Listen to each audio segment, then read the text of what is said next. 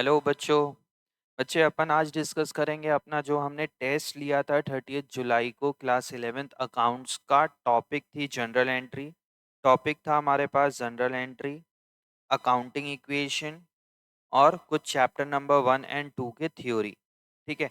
आज अपन इसके सॉल्यूशन को एनालाइज करेंगे, एग्जाम में कैसे प्रेजेंट करना है वो देखेंगे। एंड मैं आप लोगों को ये एक सैम्पल पेपर भी दिखाऊंगा आंसर शीट की, कि आपको कैसे प्रेजेंट करना है और इसमें क्या क्या इम्प्रूवमेंट भी हो सकते हैं। प्लीज आप सबको ही देखेंगे, समझेंगे कि प्रेजेंटेशन मोस्ट इम्पॉर्टेंटली बच्चे क्लास 11th आप सभी को प्रेजेंटेशन पे बहुत ज्यादा ध्यान देना है। समझ में आ रहा है? प्रेजेंटेशन आपका अच्छा होना चाहिए अकाउंटेंसी में। हमने जो टेस्ट लिया था 30 जुलाई को 40 मार्क्स का, उसको अपन अब proper question by question analyse करेंगे कि इसका आंसर क्या है, कैसे प्रेजेंट करना है एंड ऑल दिस थिंग। ठीक है। तो हमारे जो यहाँ पे क्वेश्चन थे, क्वेश्चन नंबर 1 से लेके 10 तक वो है 1 मार्क्स का। क्वेश्चन 1 to 10 1 मार्क्स का। अब आपके एमसीक्यू क्वेश्चंस भी होंगे एग्जाम्स पे। तो पहला क्वेश्चन देखिए बच्चे, क्या है? The first step of accounting process is, the first step of accounting process is identifying a transaction. आपको क्या आइडेंटिफाई करना है बच्चे? ट्रांजेक्शन को। तो देखिए कई लोग बच्चे क्या करते हैं, देखना यहाँ पे ये रहे उसके सॉल्यूशन। बच्चे क्या करेंगे, लिखेंगे आंसर नंबर 1, आंसर नंबर 1, और फिर उसके आगे लिख देंगे सिर्फ ए। सिर्फ ए नहीं लिखना है जैसे इस बच्चे ने लिखा है, देखिए आंसर शीट में प्रॉपर ए और क्या ऑप्शन है, आइडेंटिफाइंग अ ट्रांजेक्शन। तो प्रॉपर आइडेंटिफाइंग अ ट्रांजेक्शन भी लिखना है। ठीक है। तो फर्स्ट क्वेश्चन का आंसर है ए। Who would most likely to use an entity's financial report to determine whether or not a business entity is eligible for loan? वो लोन के लिए एलिजिबल है कि नहीं, ये कौन देखता है हमारे बुक्स ऑफ अकाउंट को? तो lender of financial institution, debtors, government और कस्टमर। इसमें क्या आएगा? Lender and financial institution. Debtor तो हो नहीं सकता, जिसको आप गुड्स क्रेडिट में सोल्ड कर रहे हो वो क्यों देखेगा? गवर्नमेंट को टैक्स लेना है, वो लोन नहीं दे रही है। कस्टमर हमसे गुड्स परचेज कर रहा है। क्वेश्चन में क्या लिखा हुआ है? Who would most likely to use entities financial reports. कौन हमारी रिपोर्ट्स को चेक करेगा, देखेगा कि हमारा बिजनेस लोन के लिए एलिजिबल है कि नहीं? जो हमें पैसा लोन देगा वो चेक करेगा। ठीक है। तो इसमें भी आंसर है सेकंड। तो यहाँ पे प्रॉपर लिखोगे क्वेश्चन सॉल्यूशन नंबर सेकंड का सॉल्यूशन है ए पॉइंट, और लिखोगे आगे लेंडर एंड फाइनेंशियल इंस्टीट्यूशन। ठीक है। तीसरा question, assets which are expected to convert into cash within a 1 year are current asset, tangible assets, intangible assets, non current asset. तो क्या होगा बच्चे? करेंट एसेट होगा। तो इसका भी सॉल्यूशन क्या होगा थर्ड का? Current asset. ठीक है। ABC Limited deals in selling and purchasing of furniture. Furnitures is ABC deal in selling and purchase of furniture. ABC क्या चीज का शॉप है, क्या चीज का बिजनेस करता है बच्चे? फर्नीचर का करता है। तो उसके लिए फर्नीचर क्या है? Furniture is goods for ABC limited, asset for ABC limited, intangible assets for ABC limited और नन ऑफ द अबव। उसके लिए क्या है बच्चे? ये गुड्स है। अगर हम फर्नीचर का काम कर रहे हैं और हमारे पास हमने फर्नीचर लिया है, तो हमारे लिए वो एसेट नहीं है। एसेट बोल सकते हो, करंट एसेट, बट वो हमारे लिए क्या है? गुड्स है। इनटेंजिबल एसेट्स तो बिल्कुल नहीं हो सकता, नन ऑफ दिस भी नहीं। इसमें क्या होगा? Goods for ABC limited. वो क्या है हमारे लिए? गुड्स है। तो क्वेश्चन नंबर 4 का सॉल्यूशन क्या है? Goods for ABC limited. ठीक है। when entity when a entry is made in journal entry, when a entry is made in journal entry, जब आप जनरल एंट्री करते हो, asset are listed first, account to be debited listed first, account to be credited listed first, account may be listed in any order। देखिए when a entry is made in general, जब आप general entry में लिखते हो तो asset are listed first. क्या आप asset लिखते हो पहले कि account are debited listed first, मतलब आप जैसे क्या लिखते हो, cash account debited to capital account, तो वही बोल रहा है account to be debited first. ठीक है, जो भी डेबिट वाला है उसको हमें क्या करना है बच्चे, पहले लिखना है, account to be debited, debit listed first. ठीक है, तो इसमें आंसर होगा बी, आपका फिफ्थ का आंसर होगा account to be debited listed first, ये होगा। Question number 6. Recording of transaction is general is called. Recording of transaction is general is called costing नहीं, posting नहीं, generalizing और recording, इसको क्या बोलेंगे अपन, generalizing बोलेंगे। तो क्वेश्चन नंबर 6 का आंसर है सी, प्रॉपर यहाँ लिखोगे। When the goods are sold to customer on credit and if the amount become irrecoverable due to his insolvency or some other reason, the amount not receivable is called। अगर आपको जिसने cell किया उससे पैसा नहीं मिलेगा तो उसको क्या बोला जाएगा बच्चे, डाउटफुल डेट नहीं, प्रोविजन फॉर डाउटफुल डेट नहीं, रिकवरेबल डेट नहीं, बैड डेट। क्या होगा आंसर इसका, बैड डेट होगा। तो सॉल्यूशन नंबर 7 का आंसर होगा डी, तो आपको ये प्रॉपर लिखना है। ठीक है, तो ये हो जाएगा आपका यहाँ पे ऐसा। फिर है कुछ theory, what are the internal liability. Internal liability क्या है, 1 मार्क्स का क्वेश्चन है, बहुत ज्यादा मत लिखना। इंटरनल लाइबिलिटी के बारे में थोड़ा सा बता दीजिए क्या है। जैसे देखिए इस बच्चे ने क्या लिखा हुआ है, इंटरनल लाइबिलिटी देखिए 2 3 4 लाइन लिखिए, सफिशिएंट है 1 मार्क्स के लिए। बहुत ज्यादा कहानी मत लिख देना, इंटरनल लाइबिलिटी क्या है। इसने देखो क्या लिखा हुआ है, internal liability are those liability which is payable to the proprietor और owners of the business. It is that amount of money which is to be paid back to the owner of the business. It is also known as capital.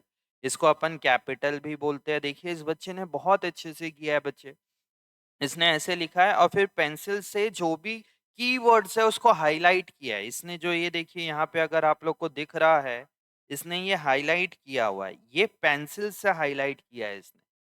समझ में आ रहा है, तो ये आप highlight भी कर सकते हैं। इस बच्चे ने देखिए कैसे इसको हाईलाइट किया है और क्या लिखा है इसने, internal liability are those liability which is payable.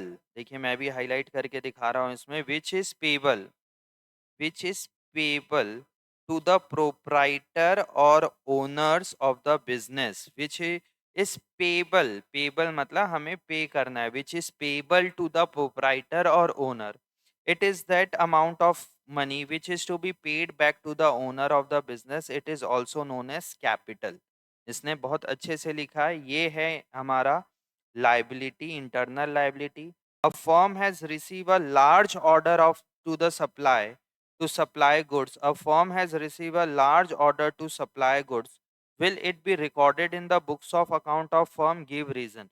अगर आपको लार्ज ऑर्डर मिला है तो क्या हमें इसको रिकॉर्ड करना चाहिए क्या बुक्स ऑफ अकाउंट में? नहीं, बिल्कुल रिकॉर्ड नहीं कर सकते। क्यों? क्योंकि ये कोई फाइनेंशियल ट्रांजेक्शन नहीं है, हमें सिर्फ अभी ऑर्डर मिला है, हमने ओनरशिप ट्रांसफर नहीं किया है, हमने कुछ नहीं किया, हमें ऑर्डर मिला है, तो आप उसको रिकॉर्ड नहीं कर सकते।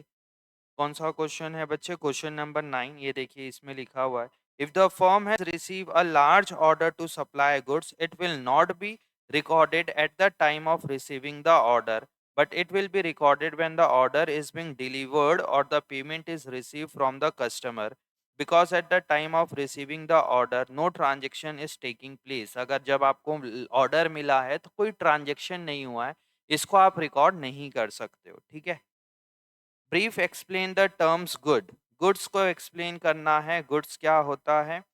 Goods are a tangible current asset, देखिए इसने बहुत अच्छे से यहाँ पे भी लिख दिया, गुड्स क्या है हमारे लिए, tangible current asset for an enterprise which are meant for the purpose of sale. उसको हम कहाँ के लिए रखते हैं? परचेज पर्पस ऑफ सेल और producing other goods out of it for selling purpose, हम सेलिंग के लिए ही रखते हैं, तो उसके लिए बोल रहा है। बच्चे ये थ्योरी क्वेश्चन है, आपके वर्ड्स थोड़े मोड़े आगे पीछे हो सकते हैं, अपने लैंग्वेज पे आप लिख सकते हो। 1 1 मार्क्स का ये क्वेश्चन था, 10 मार्क्स इसने सारे के सारे सही किए हैं, तो 10 मार्क्स इसके अलॉट होंगे यहाँ पे।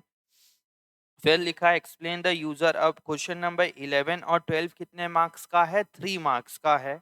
Explain the users of accounting information, तो ये हमने सीखा हुआ था। इंटरनल यूजर्स होते हैं और एक्सटर्नल यूजर होते हैं। इसमें आप ऐसे ना यूजर्स को टेबुलर फॉर्म पे भी लिख के आ सकते हो। यूजर्स कौन कौन है, इंटरनल यूजर्स और एक्सटर्नल यूजर, यहाँ पे लिख सकते हो। थोड़ा सा डायग्रामेटिकली करोगे तो और अच्छा प्रेजेंटेशन होगा। इंटरनल यूजर्स और एक्सटर्नल यूजर, उसके बाद आप पॉइंट्स बना सकते हैं। इसने देखिए डायरेक्ट लिखा है, आप इसको टेबुलर फॉर्म पे थोड़ा सा बताइए कि हमारे पास कौन कौन से बच्चे इंटरनल यूजर्स है और एक्सटर्नल यूजर्स है। इंटरनल्स यूजर्स में कौन कौन है बच्चे, ओनर होते हैं और मैनेजमेंट होते हैं। ओनर्स है और मैनेजमेंट है। कौन कौन है इंटरनल यूजर्स, ओनर है और मैनेजमेंट है। तो इसने ये 2 पॉइंट लिख दिया। एक्सटर्नल यूजर पे दो दो तीन पॉइंट लिख दिख सकते हैं क्योंकि 3 मार्क्स का क्वेश्चन था। बैंक और financial institution, creditors, share holder and investor, इसने ये 3 पॉइंट लिखे हुए। ठीक है, तो ये थे हमारे यूजर्स। अब आते हैं अपन क्वेश्चन नंबर 12 पे। Prove the accounting equation is satisfied in all of the following transaction of Suresh. अब ये एक अकाउंटिंग इक्वेशन का क्वेश्चन है। 3 मार्क्स का अकाउंटिंग इक्वेशन का क्वेश्चन है बच्चे। Commence business with cash. Commence business with cash, देखिए इसने क्या लिखा हुआ है कमेंस बिजनेस विथ कैश में।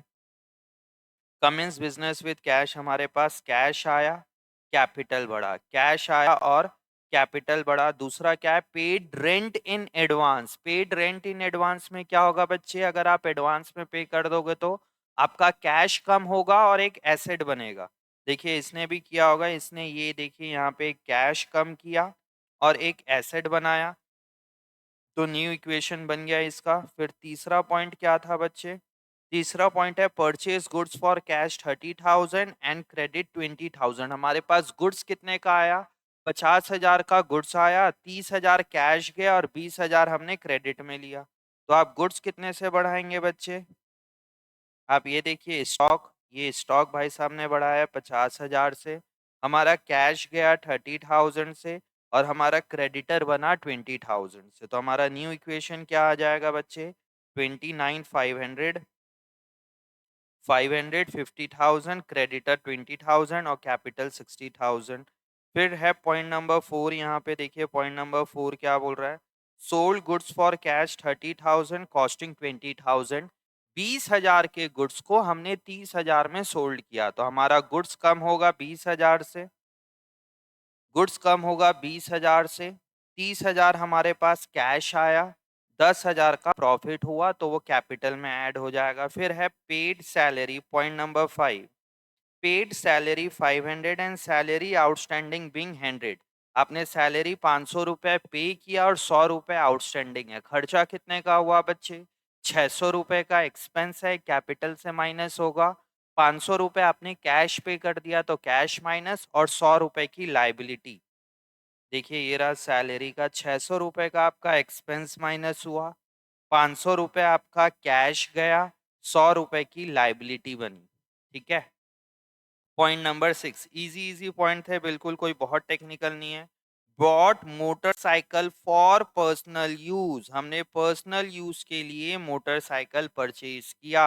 अगर आप पर्सनल यूज के लिए मोटरसाइकिल परचेज करोगे तो क्या है वो बच्चे आपके लिए, ड्राइंग है। तो ये देखिए ड्राइंग कैपिटल से माइनस हो गया और यहाँ पे कैश से माइनस हो गया, तो इक्वेशन बना आपका 54,000, 500, 30,000 का स्टॉक, 20,000 का क्रेडिटर, 100 रुपए की सैलरी आउटस्टैंडिंग और कैपिटल। तो आप नीचे यहाँ दिखाओगे asset is equal to liability plus capital, total asset है आपका 54, 84, 84,500। तो ये इस तरीके से दिखाना पड़ेगा। समझ में आया। पॉइंट नंबर, क्वेश्चन नंबर कौन सा था बच्चे, क्वेश्चन नंबर 12 था। तो क्वेश्चन नंबर 12 पे ये था हमारा क्वेश्चन नंबर 12। ठीक है, अब ना एक सेकेंड,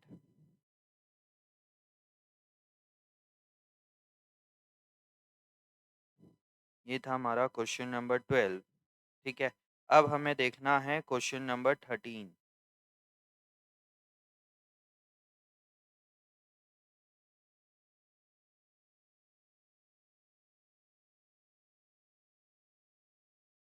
क्वेश्चन नंबर 13 कहाँ है क्वेश्चन नंबर 13? ये रहा।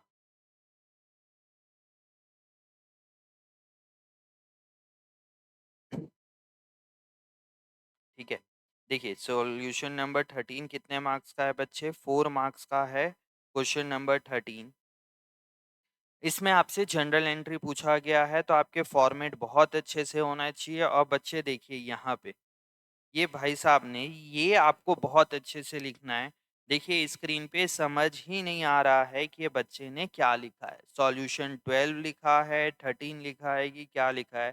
प्लीज आप इस चीज को बड़े अच्छे से लिखेंगे, साफ साफ लिखेंगे यहाँ पे सॉल्यूशन नंबर 13, क्योंकि ये बहुत इंपॉर्टेंट है। हम कॉपी चेक करते हैं तो हम देखते हैं कि बच्चे कई बार सॉल्यूशन नंबर लिखते ही नहीं है, या लिखते हैं तो समझ नहीं आता है।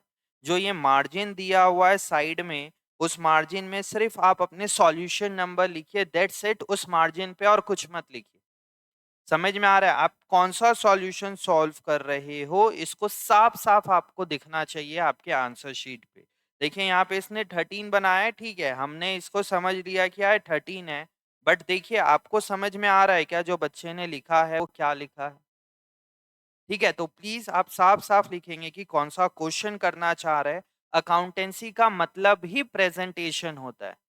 समझ में आ रहा है? सिस्टमैटिक रिकॉर्डिंग होता है, और आप ही सिस्टमैटिक वे से नहीं करोगे तो कैसे चलेगा। तो आप प्लीज प्रेजेंटेशन बहुत अच्छे से करिए। बाकी इस बच्चे का बहुत सारी चीजें सही है, इसने साफ साफ लिखा हुआ है in the books of heading general, सारा चीजें अच्छे से लिखा है।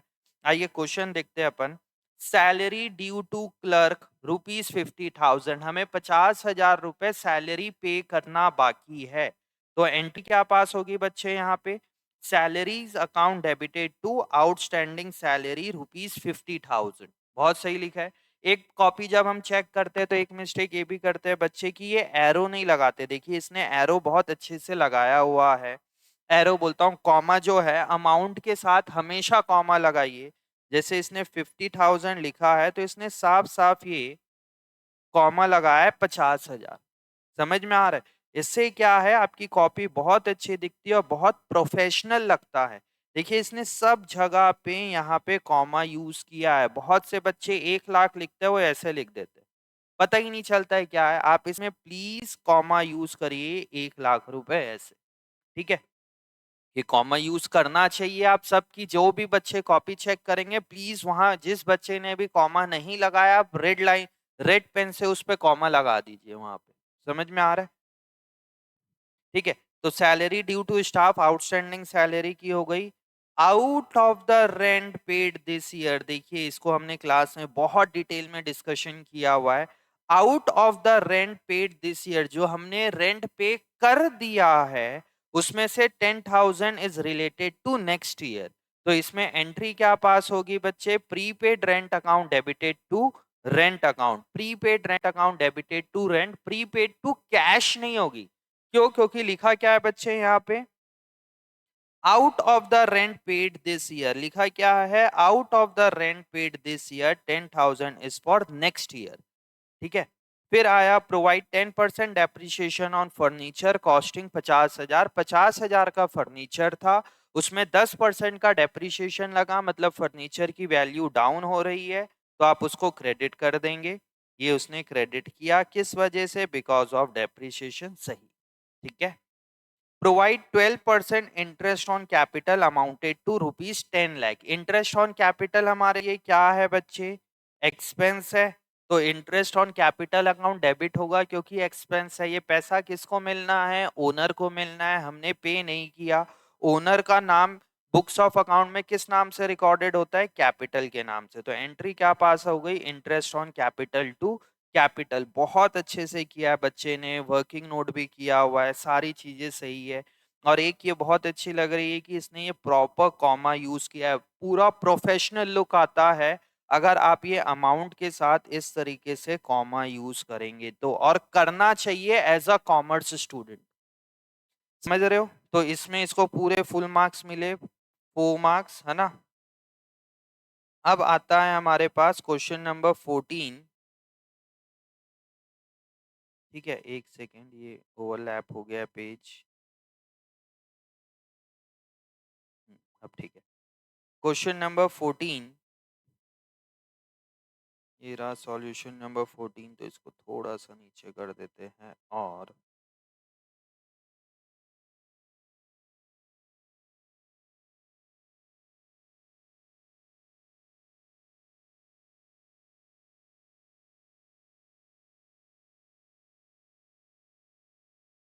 ठीक है। क्वेश्चन नंबर 14 देखिए, यहाँ पे इसने सॉल्यूशन लिखा है पहले। हाँ, आंसर नंबर 4, बट इसको और इम्प्रूव किया जा सकता है। सॉल्यूशन नंबर 14 बड़ा बड़ा लिखेंगे सॉल्यूशन आप कौन सा कर रहे हो। क्वेश्चन नंबर 14 पे क्या बोला जा रहा है? Purchase a machinery for cash 3 lakh, paid 50,000 in cash as wages and on installation. हमने परचेज किया machine for ₹3 lakh and paid 25,000 in cash as wages on installation, on its installation. हमने 3 लाख की मशीन परचेज किया कैश में, 25,000 हमने इंस्टॉलेशन के लिए wages भी पे किया। बताइए इंस्टॉलेशन का जो चार्ज है इस मशीन के ऊपर, वो वेजेस में जाएगा कि मशीन के नाम से जाएगा? मशीन के नाम से जाएगा। तो सिंपल, मशीन हमारी कितने की हो गई बच्चे? 3 लाख की मशीन और 25,000 का इंस्टॉलेशन। तो क्या हो गया? Machinery account debited 3,50,000 to cash 3,50,000। इसको नहीं भी दिखाओगे चलेगा, लिखना चाहते हो तो पेंसिल से लिख के यहीं पे दिखा सकते हो, 3 लाख प्लस 25,000। ठीक है, तो ये था। Bricks for ₹15 lakh, timber for ₹10 lakh, purchase for construction of building and payment was made by cheque. मतलब रेडी टू यूज से पहले का खर्चा है। तो ब्रिक्स और फर्नीचर क्या नाम से जाएंगे बच्चे? बिल्डिंग के नाम से जाएंगे। तो building account debited to bank account proper जाएगा यहाँ पे 25 लाख रुपए। Paid 2,500 for repair of office furniture. अब ये रिपेयर है तो repair account debited to cash. बच्चे ने वेजेस टू कैश लिखा है, चलो मैनेजेबल है, बट बेटर है आप रिपेयर टू कैश करोगे तो। इसमें मैंने इसके मार्क्स नहीं काटे हैं, रिपेयर टू कैश लिखोगे तो ज्यादा बेटर है। समझ में आ रहा है? वेजेस टू कैश भी गलत नहीं होगा, क्योंकि रिपेयर है, ज्यादा बेटर है कि आप रिपेयर लिखे इसमें। तो रिपेयर टू कैश। और ये है हमारा point number 4, purchase building for 2 lakh and paid 2% brokerage on it's purchase. Brokerage मतलब कमीशन वगैरह हमने जो दिया। तो 2 लाख रुपए का हमने बिल्डिंग परचेज किया, उसका 2% हमने ब्रोकरेज दिया। तो कितना हो जाएगा ब्रोकरेज यहाँ पे? 4,000 रुपए। 2% हमने ब्रोकरेज दिया है इसको। ठीक है, और क्या बोला जा रहा है?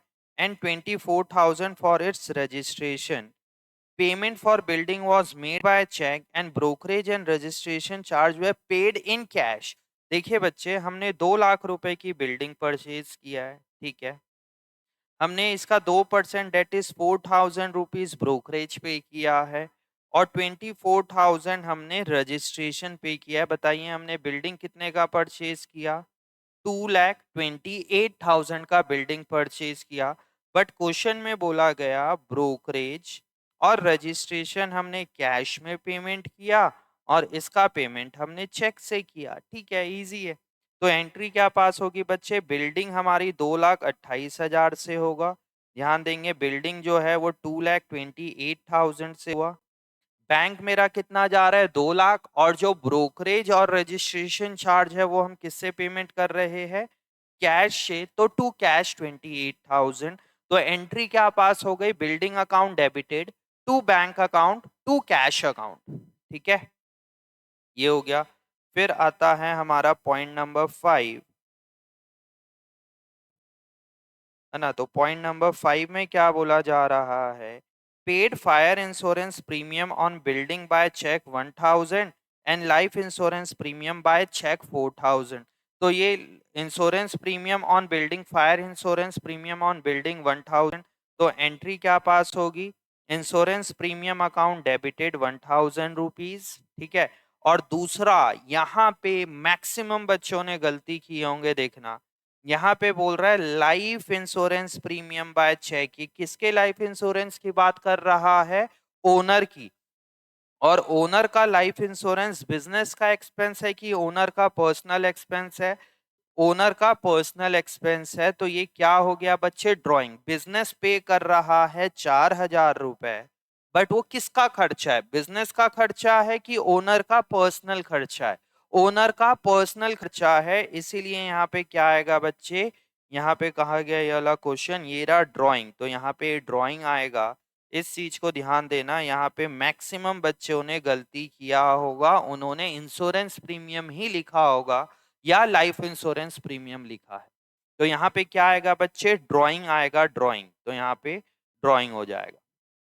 ठीक है, ये आता है फिर point number 6, paid by cheque 6,000 for rent of building for a period of 12 month starting 1 July 2018, financial year close on 31 March 2019। इसमें भी मैक्सिमम बच्चों ने गलत किया हुआ है। देखिए इसका क्या चीजें होगा एंड कैसे होगा। Paid by cheque 6,000 for rent of building, हमने भैया एक बिल्डिंग का 6,000 रुपए रेंट पे किया, कितने महीने के लिए, 12 महीने के लिए। Starting 1 July 2018, financial year are close on 31 March 2019। इसको समझना, यहाँ से मैं समझाता हूँ, ये बहुत इंपॉर्टेंट है, ध्यान देना बच्चे।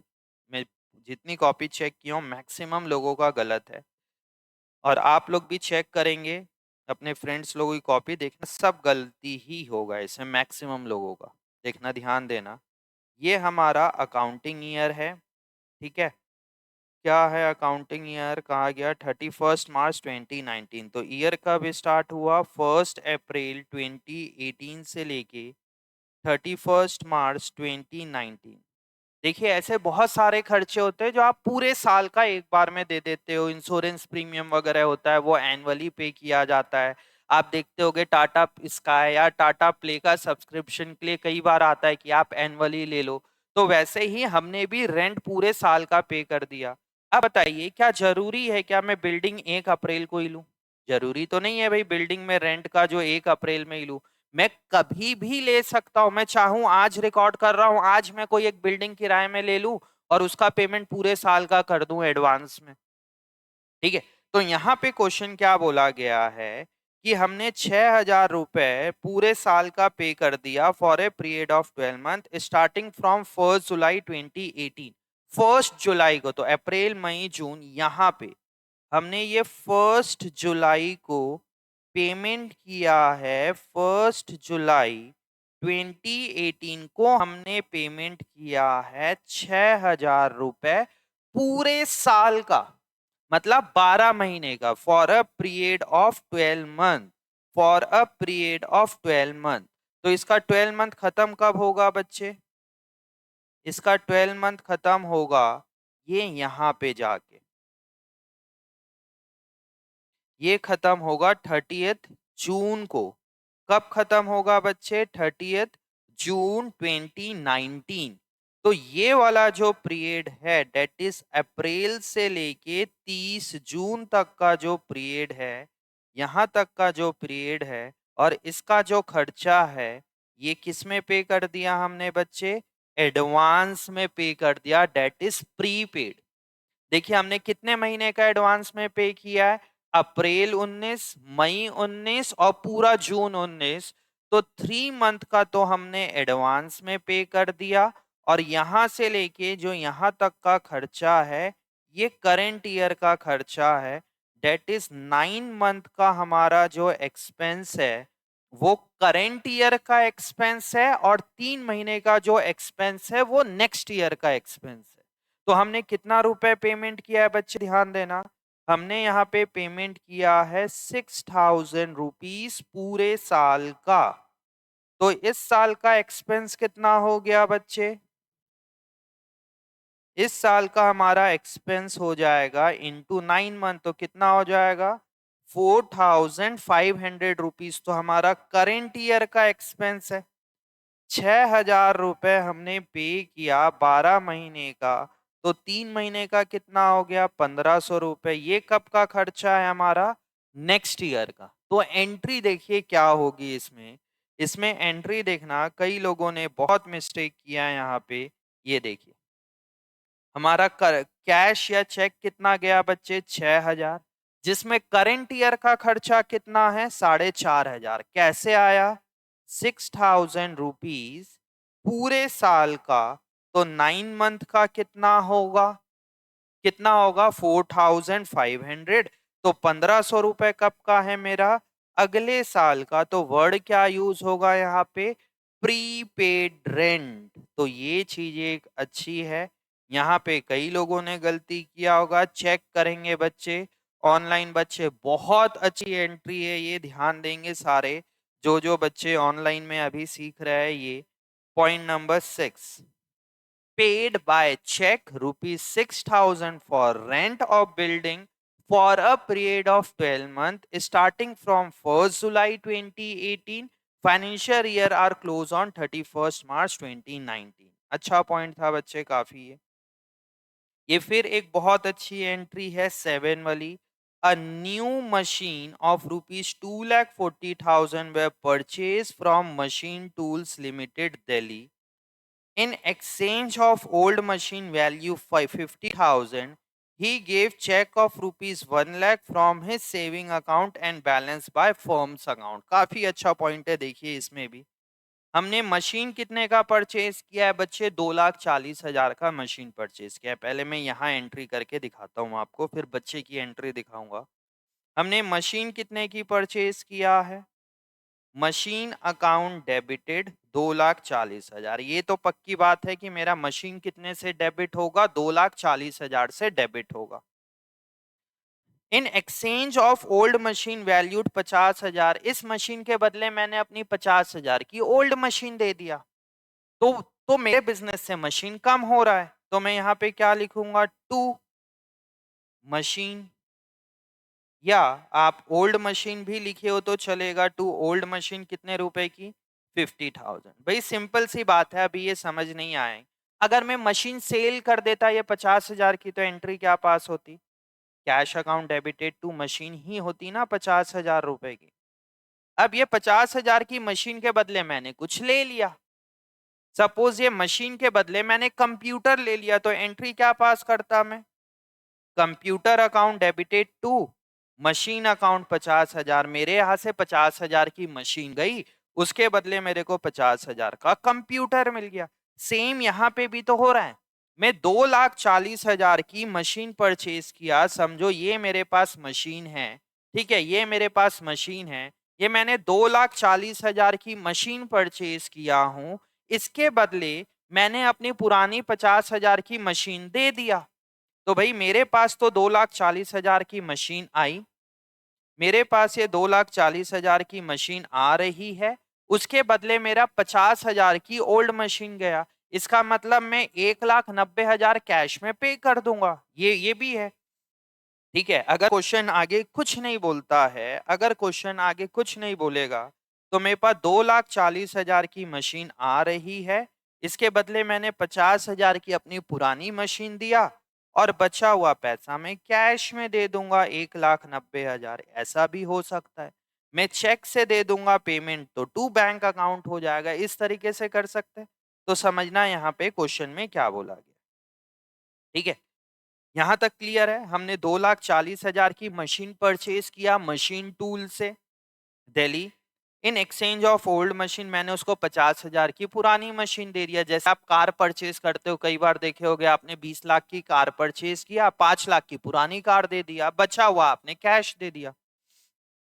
He gave a check of rupees 1 lakh from his saving account। देखिए यहाँ पे ध्यान दीजिए कि उसने 1 लाख का चेक कहां से दिया बच्चे, अपने सेविंग अकाउंट से दिया। बताइए सेविंग अकाउंट किसका होता है, बिजनेस का होता है कि ओनर का पर्सनल होता है, ओनर का पर्सनल होता है। ये सेविंग बिजनेस का क्या होता है बच्चे, करेंट अकाउंट। मतलब बिजनेस के पास 2,40,000 की मशीन आई, उसने उसके लिए उसने 1 लाख रुपए का अपने पर्सनल चेक कर दिया। तो यहाँ पे क्या आएगा, टू कैपिटल, कितना आएगा कैपिटल में, 1 लाख रुपए। क्यों, क्योंकि इसने ये चेक किसके दिया बच्चे, सेविंग अकाउंट से दिए। एक तरीके से मतलब क्या हो रहा है, ओनर ने बिजनेस को 1 लाख रुपए दिए, बिजनेस ने मशीन परचेज किया, उसके बदले ओनर ने अपने सेविंग अकाउंट से पेमेंट कर दिया। मतलब इनडायरेक्टली ओनर ने बिजनेस को 1 लाख रुपए दिए इन ए फॉर्म ऑफ मशीन। ठीक है। And the balance by firm account, जो बैलेंस बच गया वो फर्म के अकाउंट से जा रहा है। बताइए बच्चे बैलेंस कितना बच गया यहाँ पे? 90,000। ये जो बैलेंस 90,000 है वो फर्म के बैंक अकाउंट से गया, तो क्या आएगा यहाँ पे? To bank account.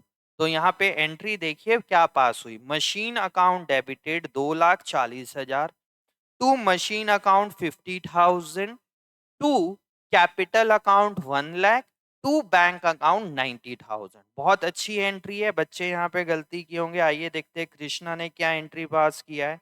ये रही कृष्णा की copy. Machine account debited 2,40,000 to bank, इसने बैंक से पहले पेमेंट कर दिया 90,000, 1 लाख रुपए का कैपिटल और 50,000 की ओल्ड मशीन। मैंने इसको सीक्वेंस पे लिखा है जैसे बुक पे लिखा है, इसने थोड़ा सा चेंज कर दिया, चलेगा। मतलब उसने 2,40,000 के बदले 50,000 की मशीन दिया, 1 लाख रुपए ओनर ने लगाया, तो 1 लाख रुपए उसके कैपिटल में चल देगा, और 90,000 रुपए फर्म के बैंक से दिया, तो टू बैंक अकाउंट। अच्छी एंट्री है ना बच्चे? ये दोनों एंट्री बहुत अच्छी थी इस क्वेश्चन पेपर पे। क्वेश्चन नंबर से कौन सा था बच्चे? क्वेश्चन नंबर जो भी है उसका क्वेश्चन नंबर 14 का transaction number 6 and transaction number 7।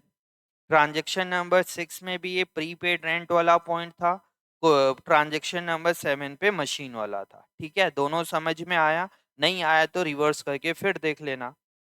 Point number 8, sold personal car for rupees 1 lakh and invested the amount in the firm। Firm पे पैसा आ रहा है, ओनर अब कैसे भी लेके आए, अपनी पर्सनल कार सोल्ड करके आए, गोल्ड सोल्ड करके लाए या बिल्डिंग सोल्ड करके लाए। भाई बिजनेस पे तो 1 लाख रुपए आया, तो cash account debited to capital account, cash account debited to capital account. Point number 9, receive an order from Karan and Company for supply of goods of rupees 50,000। हमें ऑर्डर मिला है करण एंड कंपनी से for a supply of goods of 50,000। अगर आपको order मिला है तो उसकी कोई एंट्री पास नहीं होगी। सेम क्वेश्चन मैंने थ्योरी में भी पूछा है, तो इसमें आपको साफ साफ यहाँ पे लिखना पड़ेगा नो एंट्री। अगर आप कुछ नहीं लिखोगे तो मार्क्स कट सकते हैं शायद, तो यहाँ साफ साफ लिखिए no entry. Goods costing 1,000 were given as a charity, तो charity account debited to purchase account. पूरा 10 मार्क्स अलॉट हो गया यहाँ पे इसको। Charity account debited to purchase account. ठीक है, क्वेश्चन नंबर 15 पे आते हैं बच्चे। अब अपन question number 15, Siya Ram and sons started business with cash 50,000। तो एंट्री क्या पास होगी? Cash account debited to capital account, cash account debited to capital account entry पास होगी इसकी। Cash account debited to capital account. दूसरा पॉइंट यहाँ पे बोल रहा है परचेज गुड्स फॉर कैश, है बहुत इजी है। Purchase goods for cash 20,000। Purchase furniture for cash, तो furniture, purchase furniture for cash नहीं, यहाँ पे क्या है? परचेज गुड्स फ्रॉम सुभाष 12,000, तो purchase account debited to Subhash account 12,000। Purchase furniture for cash 6,000, तो furniture account debited to cash account 6,000। Sold goods for cash, हमने goods sold किया कैश में, तो cash account debited to sales account. Paid cash to Subhash, paid cash to Subhash, उससे पहले I think हम अप्रैल 7 में थे, तो सोल्ड गुड्स टू महेश। फिर क्या है entry? Sold goods, sold goods for Mahesh नहीं होगा इसमें, यहाँ पे थोड़ी सी मिसप्रिंट थी। सोल्ड गुड्स टू महेश होगा यहाँ पे। तो एंट्री क्या पास होगी बच्चे? Mahesh to sales account. ठीक है, पेड कैश टू सुभाष, तो एंट्री क्या पास होगी बच्चे? Subhash to cash account, Subhash to cash account. फिर क्या था बच्चे? ये भी हो गया हमारा, ये भी हो गया। Receive cash from Mahesh, Mahesh से कैश मिला, तो एंट्री क्या पास होगी? Cash account debited to Mahesh account. देखिए ये यही सारी प्रॉब्लम होती है। देखिए इसने ये 10,000 लिखा है कि 60,000 16 लिखा है यहाँ पे, डेबिट साइड ये थोड़ी सी कंफ्यूजिंग है, तो इसको क्लियर कट लिखिए यहाँ पे ये चीजें है तो इसको साफ साफ लिखेंगे, कितना मिला मुझे कैश, 10,000 मिला है। तो एंट्री क्या पास होगी बच्चे, कैश टू महेश, ये रहा, receive cash from Mahesh 10,000। Purchase goods from Ravi for cash, purchase goods from Ravi for cash क्या होगा बच्चे, परचेज टू कैश अकाउंट, ये रहा April 6, purchase to cash April 16, है ना। परचेज गुड्स फ्रॉम रवि, हमने रवि से परचेज किया तो एंट्री क्या पास हो गई बच्चे, purchase account debited to Ravi's account April 17। Sold goods to Suresh for cash, हमने सुरेश को कैश में सोल्ड किया तो एंट्री क्या पास होगी बच्चे यहाँ पे, कैश टू सेल्स अकाउंट, ये रहा 12,600, 12,600, ये देखिए यहाँ पे 12,600। ठीक है, ये हमारा हो गया ये वाली एंट्री। Sold goods to Suresh, sold goods to Suresh, यहाँ पे कैश और वो नहीं लिखा है तो किस में सोल्ड किया जा रहा है बच्चे, क्रेडिट में, क्योंकि नाम लिखा है। तो एंट्री क्या पास होगी April 19 की, Suresh to sales account 7,000। April 20 brought machinery for cash, साफ साफ लिख दिया हमने, मशीन कैश में परचेज किया है तो क्या होगी entry, machine account debited to cash account, machine account debited to cash account 8,000। Withdraw cash from office for personal use, हमने ऑफिस से पर्सनल यूज के लिए कुछ विड्रॉ कर लिया तो एंट्री क्या पास होगी, drawing account debited to cash account, तो April 24 drawing account debited to cash account 2,500 रुपए। ठीक है, पेड रेंट तो क्या होगा, rent to cash, paid wages, wages to cash, तो यहाँ पे रेंट टू कैश और wages to cash, paid rent और paid wages, rent account debited, wages account debited to cash, अलग अलग डेट पे अलग अलग एंट्री होगी। पेड सैलरी टू गोपाल, आप किसी को भी दो उसका नाम नहीं लिखना है यहाँ पे, सिर्फ सैलरी टू कैश होगा, गोपाल टू कैश नहीं होगा, यहाँ ध्यान देना क्या होगा बच्चे, salary to cash, Gopal to cash मत लिख देना, कुछ बच्चे हो सकते हैं इसमें लिखे होंगे। तो क्या होगा यहाँ पे, सैलरी टू कैश, फिर रिसीव कमीशन, हमें पैसा मिला तो कैश अकाउंट डेबिट, क्या चीज का मिला, cash account debited to commission account, cash account debited to commission receive, या टू कमीशन भी लिख सकते हो।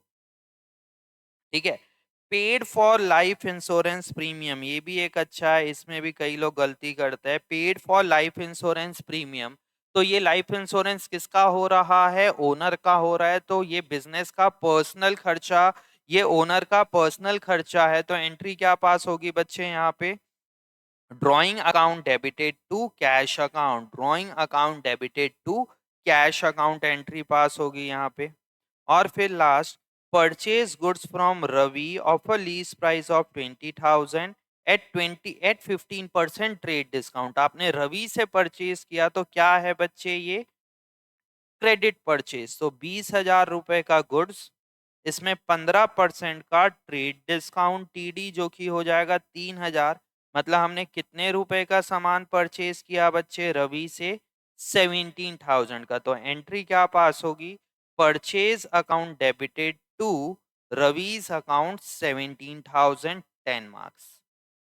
पूरा का पूरा इसका क्वेश्चन सही है, कहीं पे कुछ भी गड़बड़ नहीं है, बस एक जगह मैंने इसकी कॉपी पे सर्कल लगाया था ये बच्चे की, डेट इज रिपेयर और वेजेस में, आप वेजेस लिख दिया था बच्चे ने, चलता है वो भी उतना। ठीक है, तो यहाँ पे ये थी इसकी सॉल्यूशन, ये रहा वाला क्वेश्चन नंबर 14 पे, इसने जो रिपेयर था, क्या क्या चीज का रिपेयर था, कुछ चीज का हमने रिपेयर करवाया था, डेट इज ट्रांजेक्शन नंबर 3,